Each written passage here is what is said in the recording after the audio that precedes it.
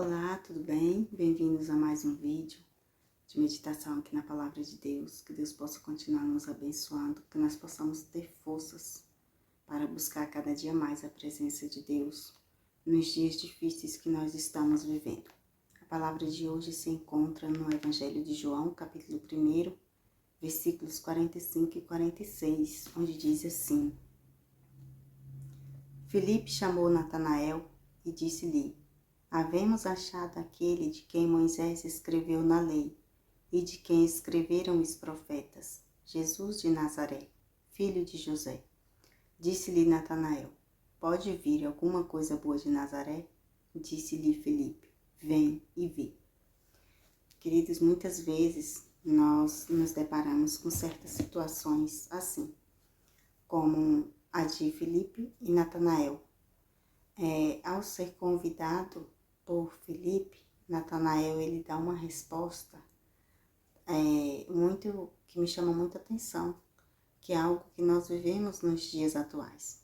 As pessoas costumam nos olhar, e nós mesmos temos esse costume, esse hábito de olhar para as outras pessoas pelo que nós vemos no exterior, pelo que a sociedade impõe, que nós temos que ver.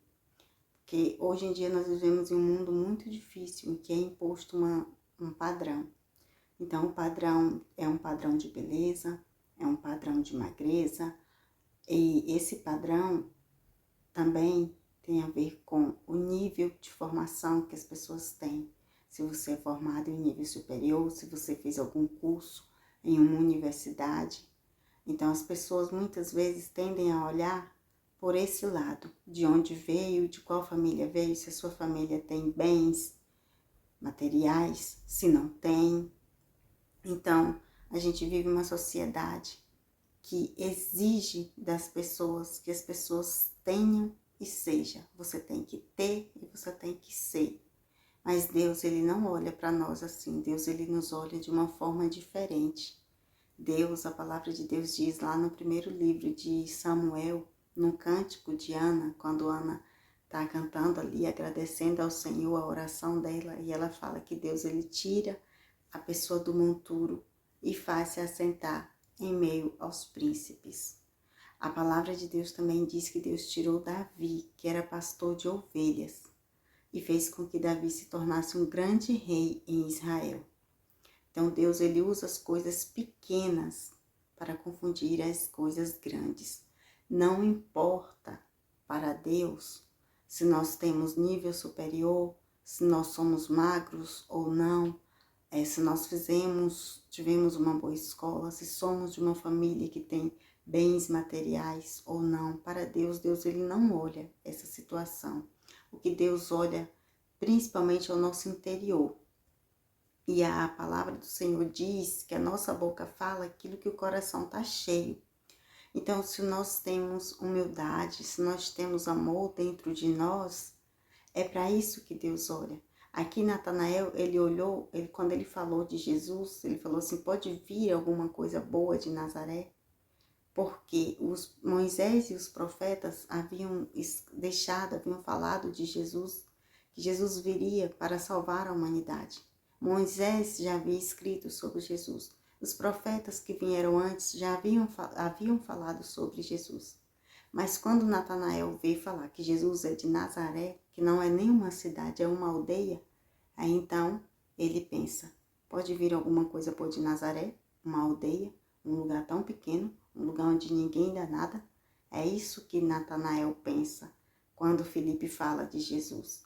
Muitas vezes é isso que as pessoas olham para mim e para você e pensam, quem é aquela pessoa? Mas ela é tão pequena, mas veio de um lugar tão pequeno, veio de uma família tão pobre. Isso muitas vezes nós pensamos de nós mesmos, quem sou eu?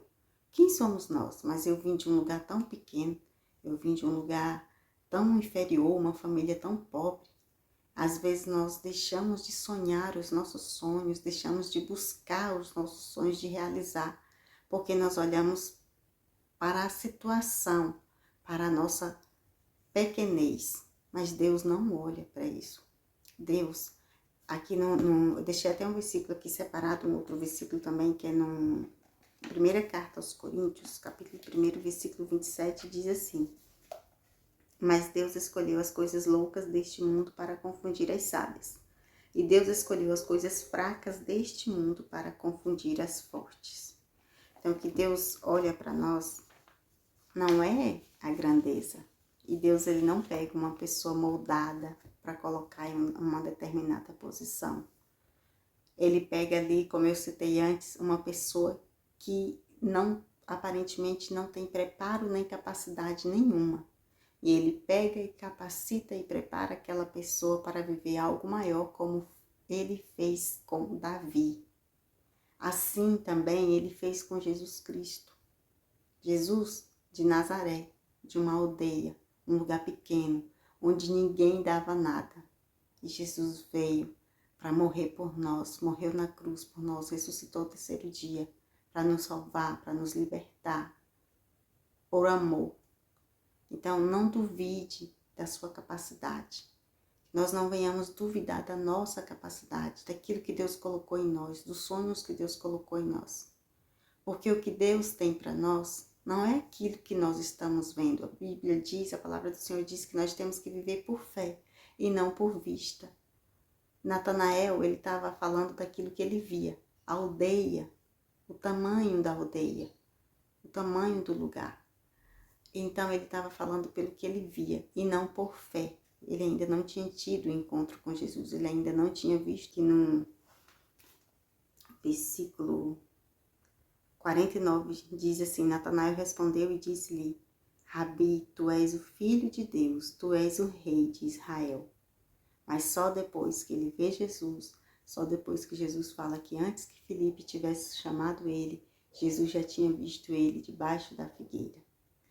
Muitas vezes nós só estamos olhando para aquilo que está à nossa frente. Nós vemos só aquilo que está ali. Se é uma montanha, a gente vê só a montanha. A gente não imagina o que está por trás da montanha. A gente não imagina muitas vezes o que Deus tem preparado para nós depois daquele obstáculo, depois daquela dificuldade. Então, qual é o obstáculo que hoje em dia tem atrapalhado você, que tem me atrapalhado, que tem atrapalhado todos nós? Qual é o obstáculo que está na nossa frente?